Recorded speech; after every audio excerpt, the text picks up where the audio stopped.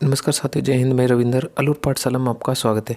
देखिए, राजस्थान के अंदर हम बात करने वाले हैं यानी कि EORO भर्ती 2023 वाली, जिसकी अभी याचिका लगी हुई है यानी कि कोर्ट केस अभी हुआ है। और इसमें लेकर बच्चों की कई सारी त्रुटियां थी जो कि बच्चों को कुछ भी समझ नहीं आ रहा। बच्चों का भविष्य इसमें ख़राब होते दिख रहा है सबको। इसलिए जो है हाई कोर्ट का क्या जवाब रहा है, इसको आप एक बार देख लीजिए। देखिए, इस डाउट्स में आपको क्लियर करूंगा कि RPSC के हाई कोर्ट को नोटिस भर्ती रद्द, इससे संबंधित मैं आपको बात कर रहा हूं। देखो, क्यों ना EORO की परीक्षा को रद्द कर दिया जाए, ये इन्होंने कहा है। अब उसके बारे में आप सुनना कि क्या क्या इन्होंने अपनी बातें रखी गई। देखिए, राजस्थान हाई कोर्ट ने मुख्य सचिव RPSC और प्रमुख UDS सचिव को नोटिस जारी कर पूछा है कि परीक्षा में नकल होने और दूसरी पारी में कुछ प्रश्नों के रिपीट होने पर क्यों ना राजस्व अधिकारी व अधिशासी अधिकारी भर्ती 2022 की परीक्षा को रद्द कर दिया जाए। जस्टिस सुदेश बंसल और एकल पीठ ने ये आदेश भारत सिंह मीणा को याचिका पर प्रारंभिक सुनवाई करते हुए दिए। याचिका में अधिवक्ता प्रेमचंद देवेंद्र ने अदालत को बताया कि RPSC ने राजस्व अधिकारी ग्रेड द्वितीय और अधिशासी अधिकारी के पदों के लिए गत 14 मई को 2 पारियों में लिखित परीक्षा आयोजित की थी, जिसमें करीब 3 अभ्यर्थी शामिल हुए थे। अब उनको आप देख लीजिए।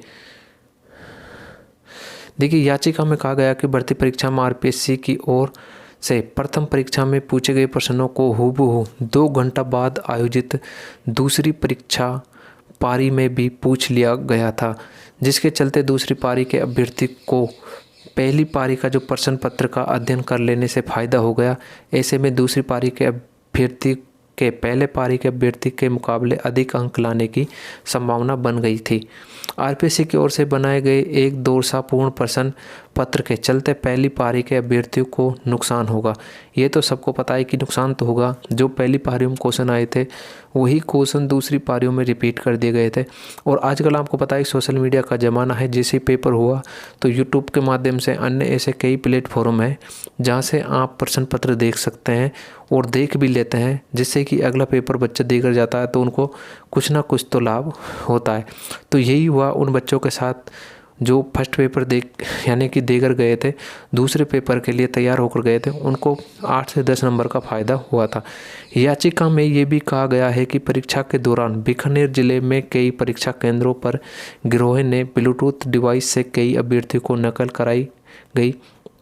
इसे लेकर पुलिस ने मुकदमा भी दर्ज किया। ऐसे में परीक्षा संदेह के घेरे में आ गई और याचिका में गुहार की गई कि परीक्षा पारदर्शी और निष्पक्ष तरीके से नहीं होने के कारण इसे रद्द किया जाए। मामले की उच्च स्तरीय जांच कर पुनः परीक्षा आयोजित की जाए। देखिए, अभी तक इसकी जो है जांच चली रही है, लेकिन अभी तक इसमें यही हम आस लगा सकते हैं कि इसको रद्द होने की संभावना कुछ हद तक बन रही है।